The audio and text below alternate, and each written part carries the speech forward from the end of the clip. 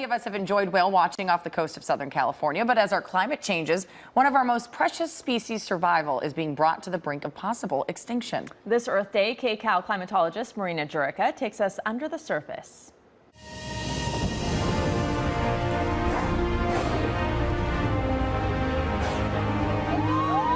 The majestic gray whale migrates more than 10,000 miles every year from the chilly feeding waters of the Arctic to the warm breeding grounds of Baja California.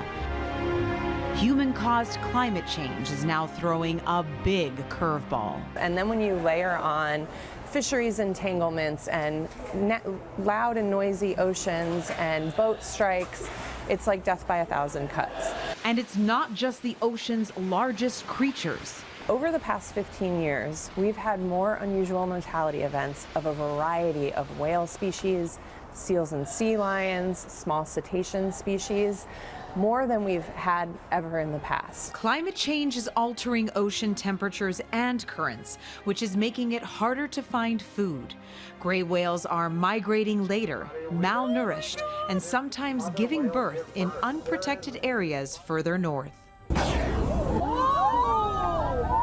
With an increasing lack of prey in their usual hunting grounds, orcas, also known as killer whales, are showing up off the Southern California coastline, intersecting with gray whales and their calves with deadly results. There's not a lot of things big enough to take down a gray whale, and orcas are one of them that have figured it out. So that's one of the most important things, is to study and understand how a warming ocean can impact the movements of animals. Migration pattern changes in killer and gray whales are just the beginning. Our environment is so connected, and the ecosystem really has these kind of butterfly effects where one little thing happens and that can really result in significant impacts down the road. Oceans have absorbed about 90% of the Earth's increased heat energy over the last 50 years.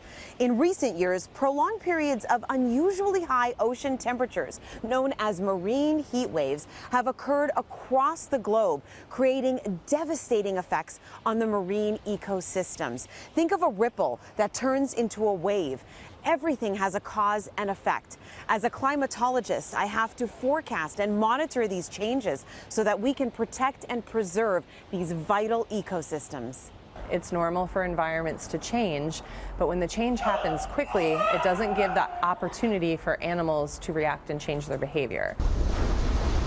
Time is of the essence as climate change reshapes the delicate equilibrium for all of us who live here. Education is really the key for turning this around. And the reason I say that is that this is a collective effort. We all have to be a part of the solution. Climate change is one of the #1 problems facing us today, and that is going to impact ourselves as well. Something that is always inspiring to me is that the general public overall wants to do better. They want to make a difference and they want to help the environment. They just need to be given the tools on how to do that. Like dominoes, it only takes one person to inspire change. Marina Jurica, KCAL News. It does take all of us, and you know, I think to myself when I go out to the ocean, you see so much garbage, and there's so many things we can do that would prevent some of this from happening. It just takes that one small step. Yeah, and I think seeing the creatures that are affected makes a big differse too, when you can actually put a face to it.